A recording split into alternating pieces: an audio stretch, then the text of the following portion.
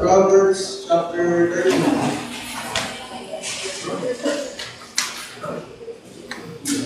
Proverbs 31.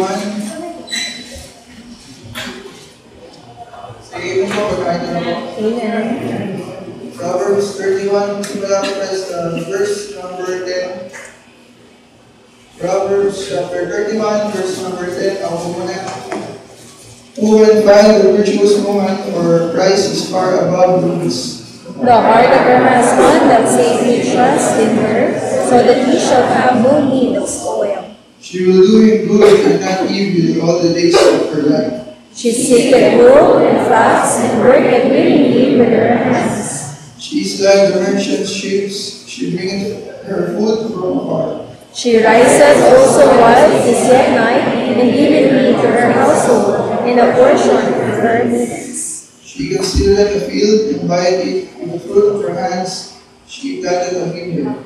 She girdeth her loins with strength, and strengtheneth her arms. Verse 18, she perceiveth that her merchandise is good, her candle goeth not out by night. She layeth her hands to the spindle, and her hands hold the strap. She stretcheth out her hand to the poor, yet she reacheth forth her hands to the needy.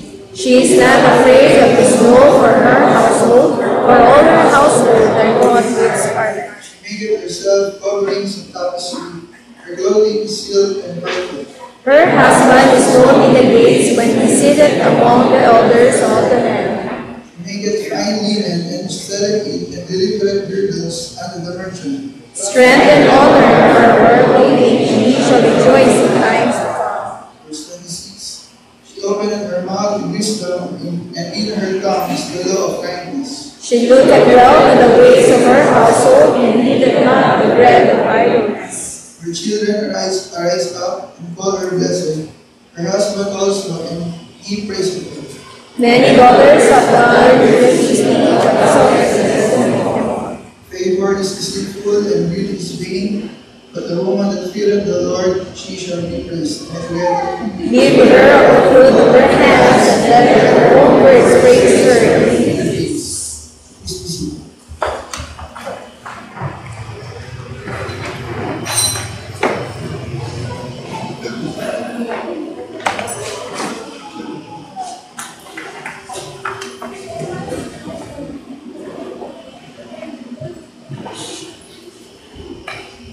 Magandang po.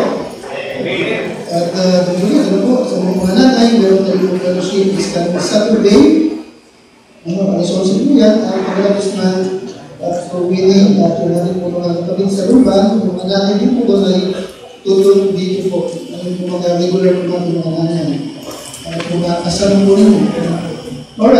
Kaligaan 33, Numbers chapter 33, and verse number 10, ang ating pong kaligaan teksto, Proverbs 31 and verse number 10, ay who can find a virtuous woman, for her price is far above rubies. Lord, okay yung samahan, bigyan po ng lakas, at bigyan po ng mensahe na aking nadalhin, bigyan po sa iyong church, at yung mga miyembro po, mga anak mo, mga kapatiran, bigyan mo ng unawa, pagawang loob, at meekness upang tumanggap ng iyong pong mga salita. Pamalang ng Diyos, wala akong gagawa kung wala ka. Kaya ito ko lumakasal ko lamang sa iyo. Sa iyong gagawin sa buhay ko at sa buhay ng lahat ng iyong mga narito. Ulitin mo lamang ang iyong maglingkod sa pangalan po ng aking Panginoon Jesus. Amen. Yes, a virtuous woman. At yan ang ating title ng kami, a virtuous woman. The word virtuous means moral excellence. Ano yung virtuous? Word virtuous? Okay, moral excellence. Ano pa? Honorable. Ano pa? Goodness of character. Moral excellence, honorable, goodness of character, and then what? Chaste or purity. Purity. Now, the Bible, in verse number 10, okay, answer to verse number 10, who can find a virtuous woman? Who can find? At kapag nakatagpo ka ng virtuous woman, anong sabi ng Bible? Ano yung kanyang halaga? Her price is what? Yes, her price is far above. Diba? Ang kanyang halaga ay higit pa. Higit pa. Hindi sa rubia, kundi sa rubis. Ito mo? Makaipon ka ng rubis, yung halaga ng isang virtuous woman ay higit pa ron.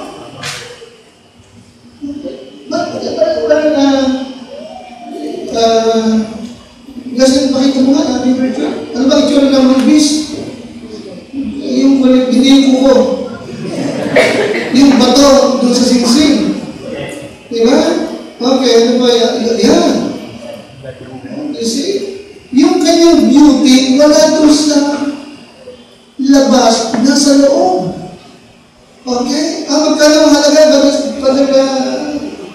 Justin, halaga niya? Nalagay ko ba? Fine quality of rubies are some of the most expensive gemstones with record ruby price over ano yung magkano yan? 1,000? 1 million per what? Per carats. You see that? Pero yung halaga ng isang virtuous woman ay higit pa riyan. Nakatikin mo? Now, listen, it does not mean perfection, ha? Are you with me? It does not mean perfection. Hindi ibig sabihin, yung babae, parang pang Miss Universe ang itsura niya. Hindi ganoon. You follow me? Amen? Yung rubis kung pinakita, yung beauty niya, yung kulay niya ay nasa loob, di ba? Amen? Nasa loob. Okay, sabihin, okay, it is an inward beauty of character and morals. Nakikinig kayo? Hindi yung panglabas, kundi yung what? Yung inward. Ang kanyang kagandahan ay yung pangloob, yung kanyang character, yung kanyang morals. Kaya nakita mo yung kanyang halaga, higit pa sa mga rubies. Meron bang din babae? Okay, may mga binigay yung Bible example. Okay? Yung manok ng Nino, hindi na si Ruth. Remember that? In Luke chapter 3, verse number 1, ang sabi po doon ay, yung all city knew that she was a virtuous woman. Are you listening? Kilala siya na virtuous woman. Bakit? For her devotion to the Lord, for her faith, and for her loving care sa kanyang biyanan na si Noemi, na hindi niya iniwan at talagang inarugan niya. You follow me? Sino pa? yung virtuous woman ay si Sarah, yung asawa ni Abraham. Are you listening? In 1 Peter 4-6, ano? Okay, si virtuous woman sa pag-her submission to her husband na si Abraham at sa kanyang meek and quiet spirit which in the sight of God of our great price. Ano yung isa? Virtuous woman. So, ayun gabi, ilang ibig kong ating kong pag-usapan po. The word virtuous sa Tagalog na Bible mo ay mabuting babae. Nakati ba yan? Sa Tagalog na Bible ay mabuting babae. No? Pero sa Authorized Version, pag pinaliwanag, anong tawag? Moral? Pakalakas? Excellence? Ano pa? Honorable? Ano pa? Goodness of character and what? Purity. Okay? Now, kung mabuting babae, ating kapag-utin ng gabi, okay, yung kabutihan o kagalingan ng isang virtuous woman dito sa chapter 31 ng book of Proverbs. At ating pag-uusapan, okay, what does Proverbs 31 mean sa mga kabaihan itong taon ito ng 2024? Ano ang sinasabi ng virtuous woman patungkol sa mga kabaihan itong year ito ng 2024? Okay? Okay. The virtues of the virtuous woman dito po sa chapter 31, anong kabutihan, anong kagalingan mayroon siya? Bakit sinabi na yung kanyang halaga ay higit pa sa maraming rubies? Okay, ano bang meron siya? Alright, number 1, look at verse number 30. The virtues of the virtuous woman. Verse number 30, favor is deceitful. Ano ba? And beauty is what? Is vain. Nakita niyo? Ang beauty ay hindi sa panglabas. Di ba namin? Di ba namin isa? Favor is deceitful and beauty is what? Bakit yung beauty ay vain? Bakit? Kasi lumilipas yun. Nakikinig ka sa akin? Nakikinig kayo? Sa pagkakataon ito, walang pangit na Koreana. Basta may pera. Di ba namin? Di ba namin isa? Kaya hindi mo naman ano kaya ito ng bagay pangit? Wala din pangit na lalaki sa Korea. Lahat ay parang mga, di ba? Ang bata, tanda ko na pala ng iba doon. Pag sabi Koreano, ang mata parang hiniwalang blade. Ngayon, ang mata ng mga Koreano, parang mata ng mga manika. Tama? Tsaka ang Koreano, hindi naman yung talaga mga katutubo, talagang panliyog ng ilo, parang ibon ng bumbang. Bakit nagkaganoon? Miso pa, ano nila? Iba na, di ba? Kasi yung nagbabago yun. Lumilipas yun. Pero yung panglabas na kagandahan ko, hindi nawawala. Favor is deceitful and beauty is what? Vain. Nasunod ba? But the woman that feareth the Lord, she shall be praised. So number one virtues of the virtuous woman is what? She is a woman of God. And number one, she's what? Yeah. Kung mayroong man of God, mayroong ding woman of God. Nakita mo? Bakit? Meron siya what? Meron siyang takot sa Diyos. Nakita mo? Meron siya what? May takot siya sa Panginoon. The woman that feared the Lord is what? She shall be praised. Nakita mo? Kaya yung kanyang mga anak, tinawag siyang what? Tinawag siyang blessed. Sapagat nakikita nila na yung kanilang ina ay isang babae na mayroong takot sa Diyos. To fear God means what? To fear God is what? To respect God. Di ba? To Yung vacant means what? To respect God. Ano pa? To worship God. Ano pa? To live for God. Ano pa? To serve God. Amen? Amen? At yun ay what? Galing sa kanyang willing heart. Kasi si babae meron what? Ano kasi? Meron siyang ba? Meron siyang what? Meron siyang pagkatakot sa Panginoon. Yes. Okay na mo, kaya nga, she's a woman of God. She's a woman of God. Alright? At makikita niyo po, ano, doon sa verse number 26 to 27, ano? Okay? Itong ba ito? She seek the will of God for her life, ano po, at ganoon din para po sa kanyang pamilya. Hindi niya po iniintindi lang yung kanyang sarili, kundi kanyang iniisip din naman yung katatayuan, hindi lamang ng kanyang sarili, yung katatayuan ng kanyang pamilya sa harap ng ating Panginoon. Notice verse 26-27, di ba? Okay. She opened her mouth with what? Wisdom. And ano ba? And her tongue is what? The law of kindness. Ito pinagpapakita ng what? Kanyang matiyagang pagtuturo. Ibinuko kanya ang kanyang bibig upang magturo ng salita na sa kanyang pamilya. Notice verse 27, kaya, she looked well to the ways of her mouth. Nakakita mo? Pinabantayan niya rin ba? Pinabantayan niya na yung bang pamilya ko lumalakad sa daan ng Panginoon? Yung bang pamilya ko ayos sa harap ng Diyos? Ginagawa ba nila ang kalooban? Nag-churches ba sila? Nagkabasa ba sila ng Bible? Nagkakaloob ba sila sa Panginoon? Hindi na pinagpakusalan doon. Okay? May tagalan ba ang Lord Justice?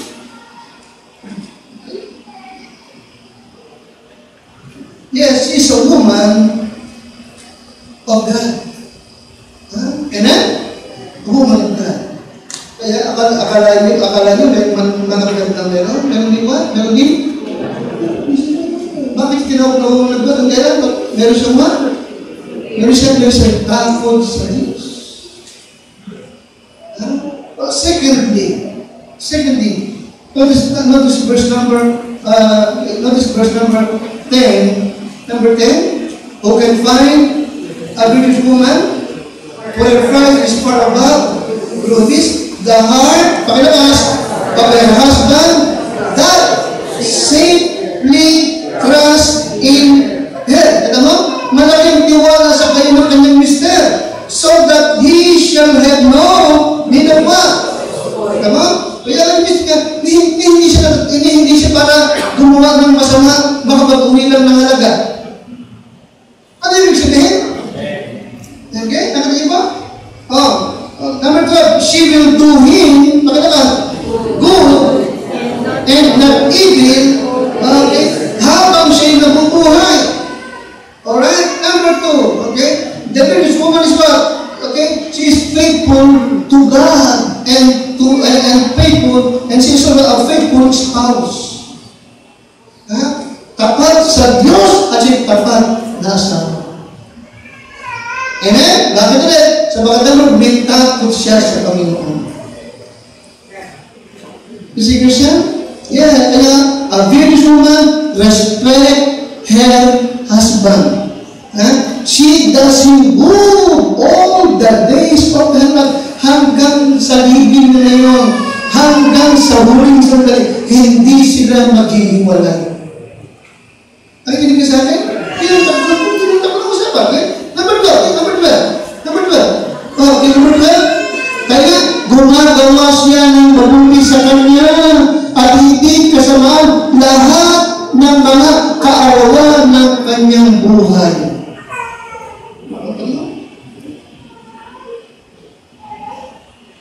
Masalamat sa Diyos. Sa Philippines, talagang nagtumaganda ang mag-asawa, sila lang. Sa Amerika, bihira ka lang makatagpo. Okay? Pag namatay isang lalaki, at makikita mo, 4 na naging asawa. Divorce. Are you Salamat sa Pilipinas.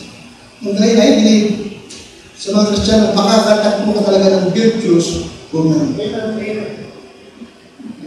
Yes, she's faithful. Okay? Bilang spouse, at she's faithful to God. Amen? Hindi nagbabago. Hindi nagbabago. Okay? She respects her husband. She does him good all the days of her life. She is trustworthy and a helpmeet. A helpmeet. Any Christian? Are you seeing? A helpmeet. Okay? Okay, or assistant. Hindi ba ang isang original plan ng Diyos kay English what? Helpmeet. Katuwan. Ang ibig sabihin is what? Assistant. Amen? Amen? Nakikita mo karamihan ng ating mga nanay. Kapag kayo mga asawa nila ay yung trabaho. Okay, pag-alis niyan, may mission baong kami, may mission baong pagkain. Nakikinig kayo sa akin, may nag-a-assist. Nakikinig mo ba kayo? Amen? Tignan mo si Mother Ronald Kalupitan, nagpupong ng hero. Si Alma Nasumba, nag-aabot ng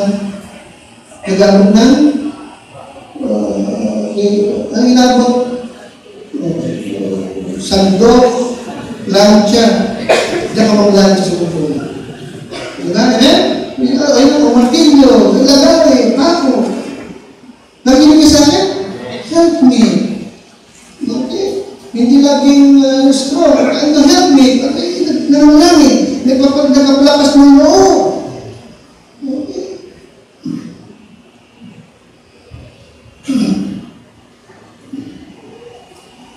Now, what is verse 23? Nakita mo na, itong pinusulumo nito, she's a wife of a leader. She's a wife of a leader. What is verse 23? Yung asawa niya. Ready? Her husband, pakilakas, is known in the graves. Nakita mo? Okay? Ano sabihin? She is a wife of a leader na kanilang komunidad. Okay? But well known yung kanyang mister. Nakita siya, di ba? Okay? When he seated among the elders of the land. Okay? You see, siya asawa ng isang lalaki na ang itsuri parang si Joshua. Nakikinig sa akin?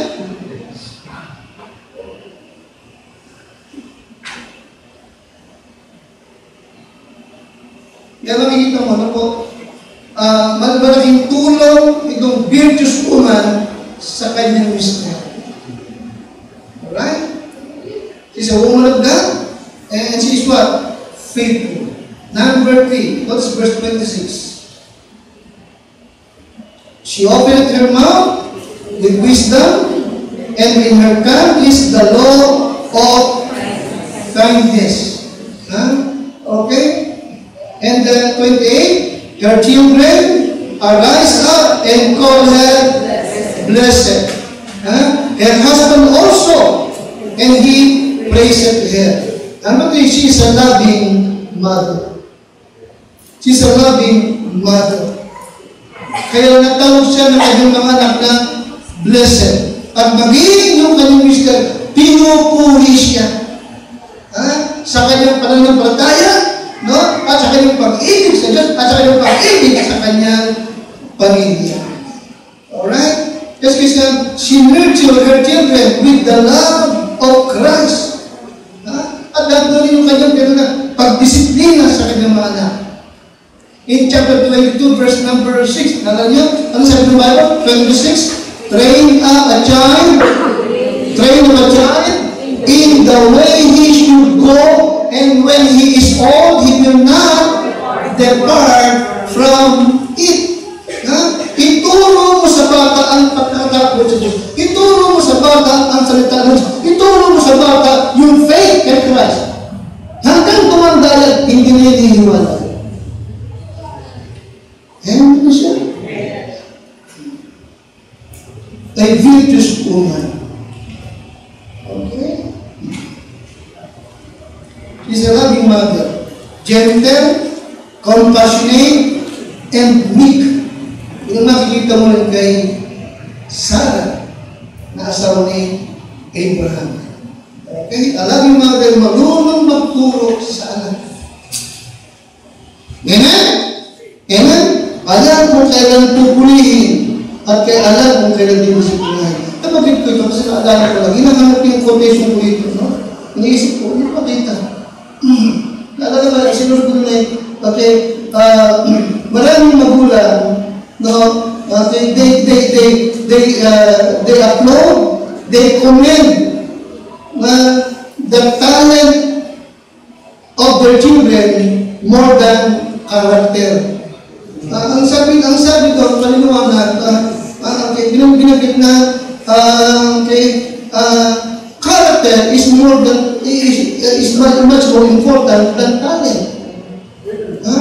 So let me remind you, si Justin Bieber ay talented, pero walang character. Di ba namin? Si Amy Winehouse, kilala niyo? Very talented, pero namatay ng drug-addict, batang-bata. Di ba namin isa? You see? So character is more than talent. Amen? Amen? Palakpakan mo yung anak. Okay? Dahil sa kanyang character, hindi sa kanyang talent.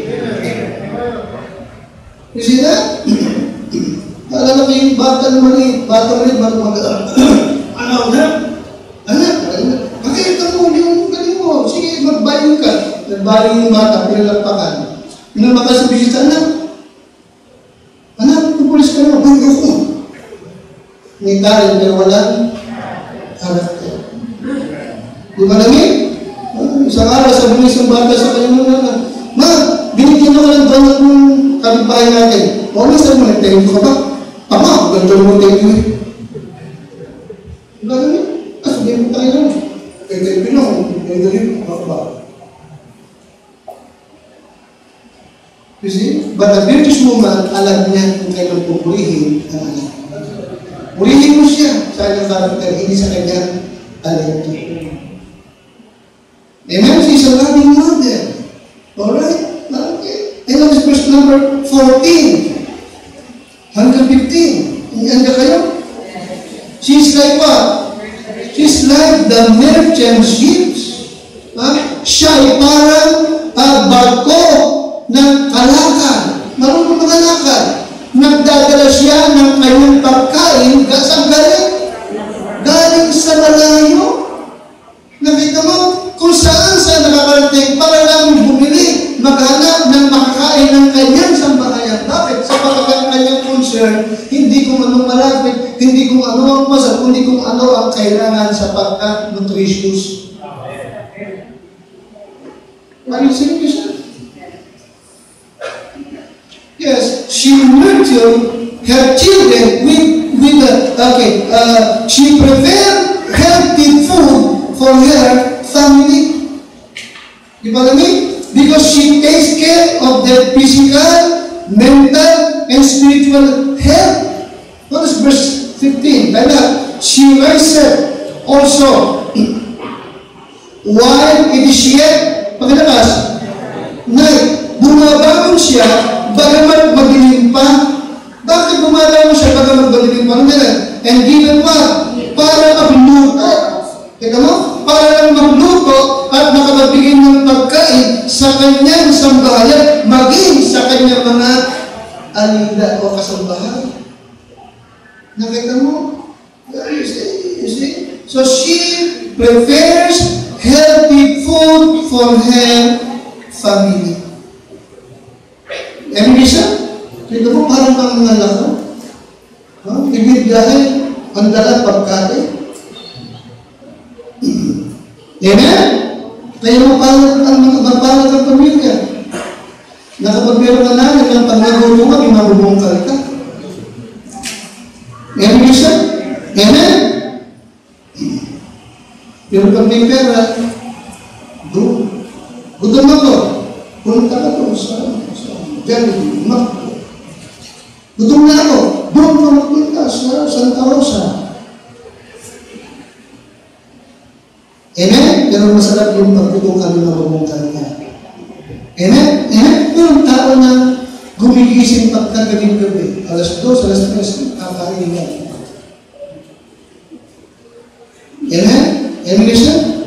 Pero salamat. Sa pamilya, sa tahanan na hindi ka magutom. Yung bang pagkain mo yung sabihin na o nagugutom ka, kaya may pagkain mo. Naginig sa akin, ito yung fearless woman na ginanong yan. Nakalimutan mo yan? Nakalimutan mo ba? Sa verse 14, she is like what? The merchant ship. Anong karga ng merchant ship? Okay, mga pagkain, mga prutas. Na ibibiyahin niya. She bringed her food from afar. And then she rested also while it is yet night, and did meet her household, and a portion maging sa kanyang mga alila. Okay? That's number 5. And verse number 20, tayo na. She stretched out her hand. Verse number 20. Verse number 20. Pakibasa mo naman. Iginagawad niya ang kanyang kamay. Kanino? Sa lukha.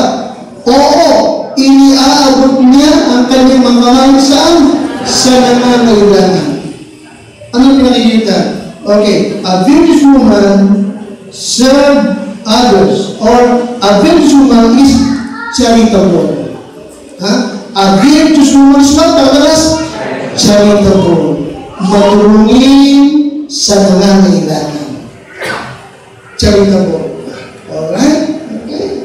Now, yes. Okay. She served her husband. Ano pa? She served her family. Ano pa? She served also her friends and neighbors. Yes. With gentle and loving spirit. Amen? Amen? Matulungin. Okay? Generous. Amen? Amen?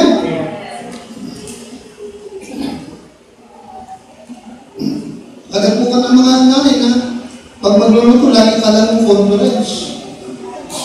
Di ba di ba papadalan siya? Like, ganyan ba nanay mo? Ganyan ba nanay mo?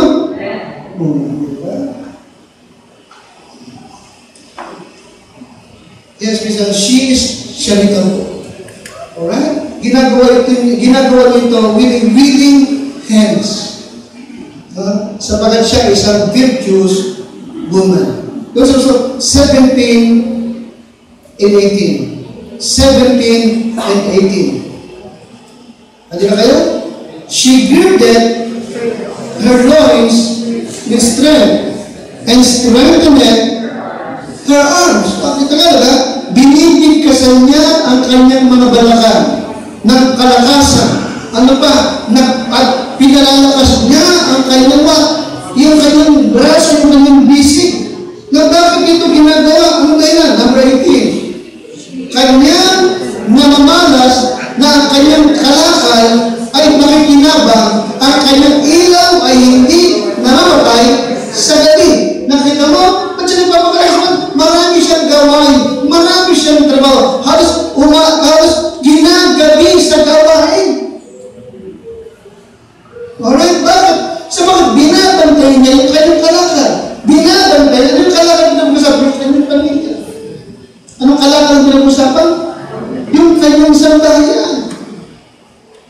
You see? Ano ibig sabihin? Baka ano na bagay? A virtuous woman is a good steward. Okay? A virtuous woman is what? Yes, she's a good steward. Of the gifts na ibinigay ng Diyos sa kanya. Ano yung binigay yung kanyang family? Inaari niya na ipinagkatiwala ng Diyos sa kanya. Amen? Kaya kita mo siya. Makita mo, virtuous woman, okay, lagi nagpapaalala, laging dumadalangin sa kanyang pamilya. Virtuous woman, tinuturuan niya. Mula pa lang ang mga anak niya ng salita ng Diyos. Pinapalaki niya sa salita ng Panginoon. Okay? Ano pa? Okay, concern siya na yung kanilang kinakain is what? Healthy. Nakikinig ka sa akin? Nakikinig kayo? Healthy. Okay. Ito mo, nakakabili niya sa malayo para bumili ng pagkain, ng gulay, para sa sambahay. Nakita niyo ba?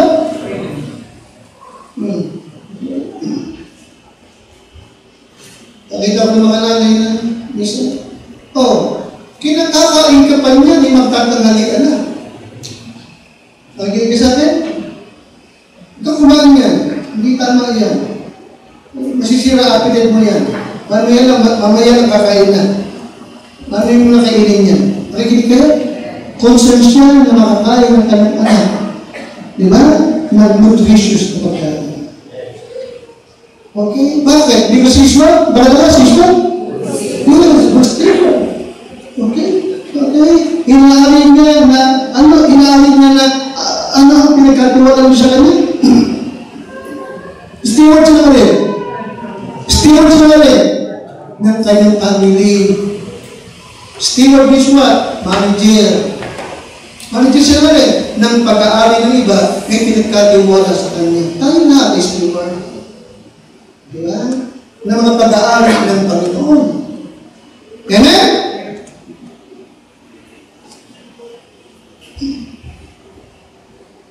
Isang araw, ipagsusulit namin sa Diyos lahat ng kanyang pinagkatiwala sa atin. Remember that?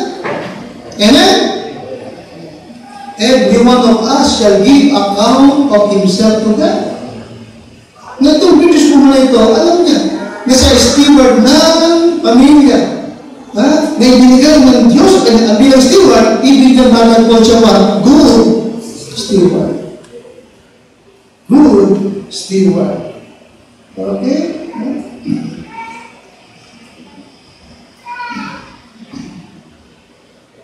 Kaya nasa verse number 19, ready?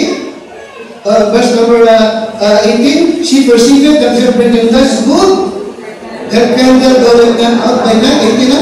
Kanyang namalas na ang kanyang kalakal ay makikinabang, ang kanyang ilaw ay hindi namatay sa gabi. Number 19, she laid her hands to the spindle and her hands holds the distaff.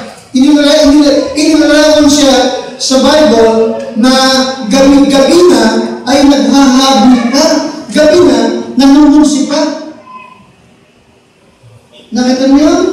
Nakapakita na that she spent her time wisely.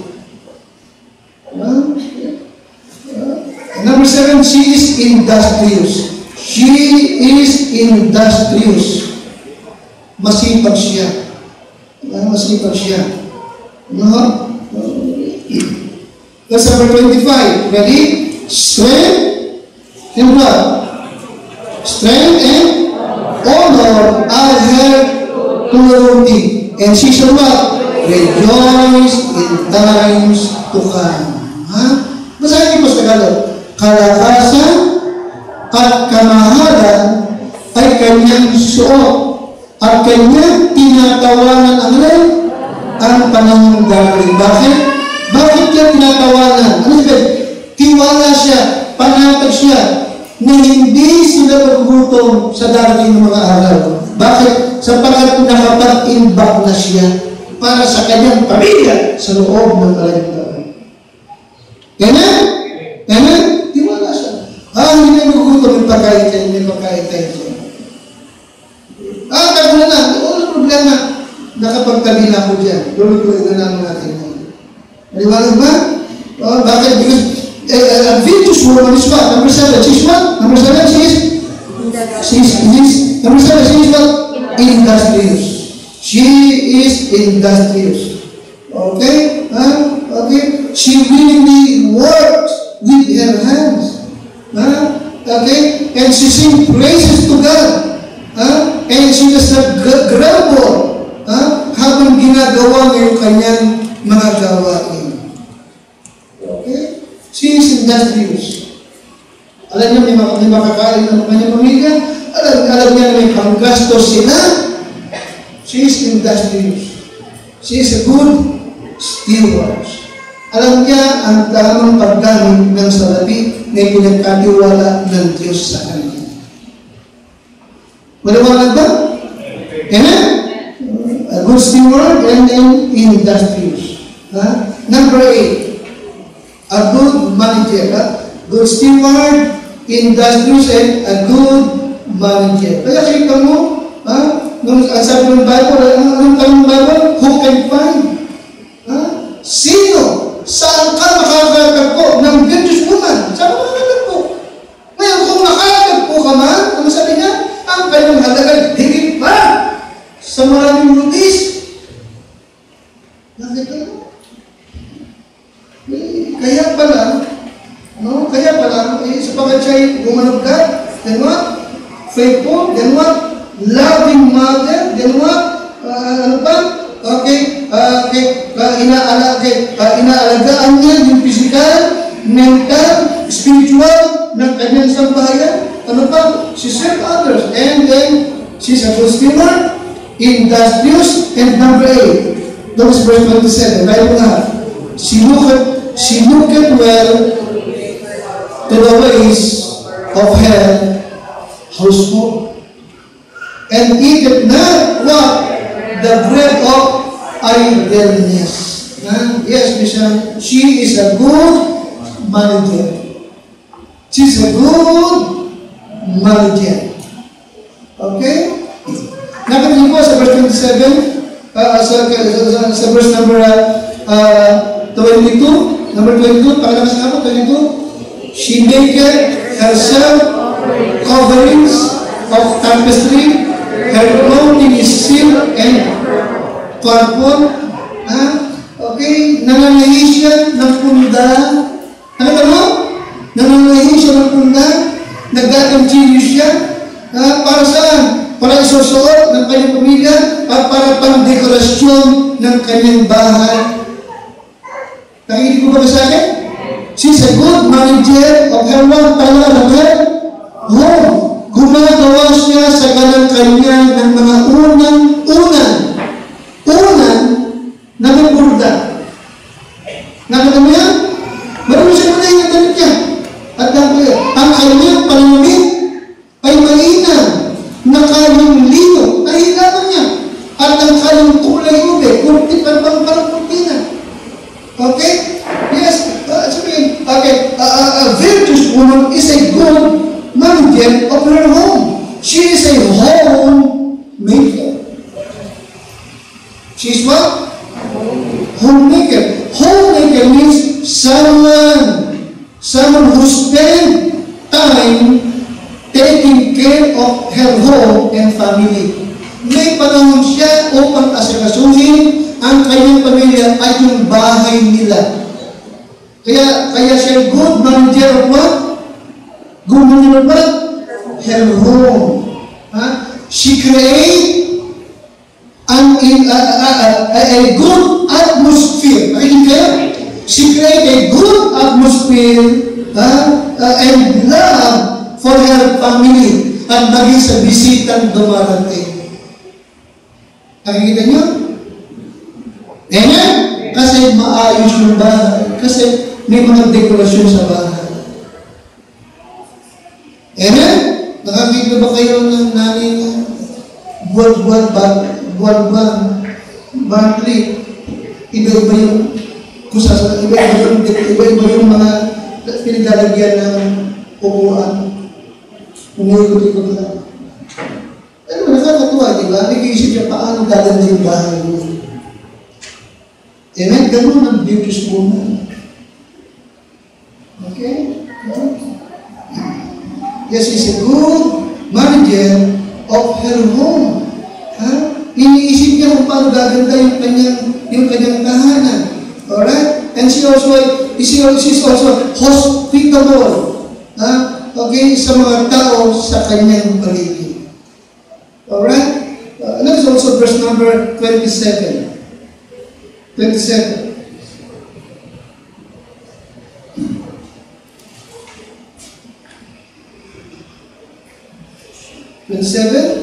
She looked well to the ways of her household, and eateth not the bread of idleness. And number 29, many daughters have done virtuously. Alright? Okay? Pero sabi ng kanya anak, pero ikaw mami ay kaysa sa lahat. Okay? Yes, Christian. Number 10, she is what? Creative. No? Okay, yes. Okay. She spent her time on that which is good. On that which is good. Okay? Ginagamit niya yung kanyang oras wisely. Para kanyang matapos lahat ng kanyang tungkulin, ng kanyang obligasyon sa kanyang pamilya at maging sa kanyang tahanan. Amen? Kaya meron siya maayos na pamilya. Meron siya maayos na inuuwian ng kanyang pamilya. Alright? Because a virtuous woman is a good manager. Okay? Ano ba? She spent her time on that which is good. Alam-alam sa kanyang pamilya. And lastly, that's number 28. Number 29. Many daughters have done virtuously, but thou excellest them all. And verse number 30, favor is deceitful, and beauty is vain, but a woman that feareth the Lord, she shall be praised. Give her of the fruit of her hand, and let her own works what? Praise her. Nakita mo? You see, hindi man siya magkwento. Hindi man niya ibida yung kanyang mga ginagawa. Pero mismo yung kanyang ginagawa, no, ang nagpapahayag na siya isang virtuous woman. Okay? Yes, mismo yung kanyang mga gawa, no, ang maghahayag ng kanyang kapulihan. Yes, she is creative and embraces beauty and godliness. Okay? Kaya nga,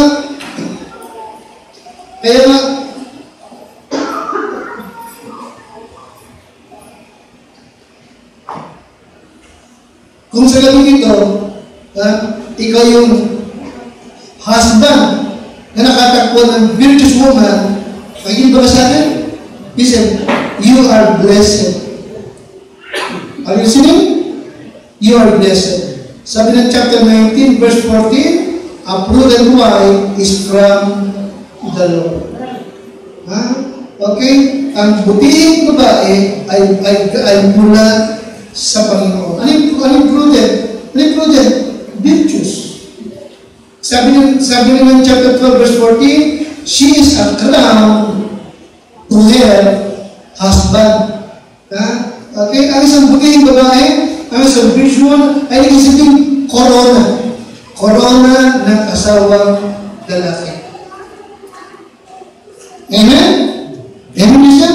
Kaya sa ating mga anak, kung ang iyong nanay ngayong gabi ay nakita mo sa mensahe ng Diyos, pasalamatan mo ang Panginoon. Amen?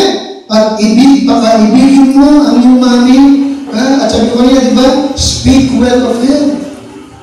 Amen? Gawin mo siya ng mabuti. Amen? Pasayihin mo siya. Na sa ating mga binata, kung maghahanap ka na maging partner mo sa buhay, ito yung klase ng babae na nais ng Diyos matagpuan mo. Amen? Matatagpuan mo kung hahanapin mo ito sa Panginoon. Amen siya? At sa ating mga kadagadahan, pakalasain mo, pahanapin mo, hilingin mo sa Diyos na gawin kayo isang pakalakas na virtuous woman. Kaya hindi ito imposible. Ito gagawin ng Diyos sa kanyang mga anak na talagang willing siya maging pagpapala sa buhay ng maraming tao. Higit sa lahat sa church ng Panginoon. Amen? Hindi mahirap. Hindi mahirap. Si isang Kristiyano na talagang nakakilala kay Kristo. Sa pagkatasabi ng Bible, if anyone be in Christ, he is a new creature. All things are possible. Behold, all things are become new. Amen? Ang tao minalitas, ang tao tunay nakakilala kay Kristo ay bago ng nilalang. Meron isang bagong puso at bagong espiritu na mula sa Diyos. Kaya natin tumayo po na langin. Dakilang Diyos, sabi nga, salamat po sa gabi nito.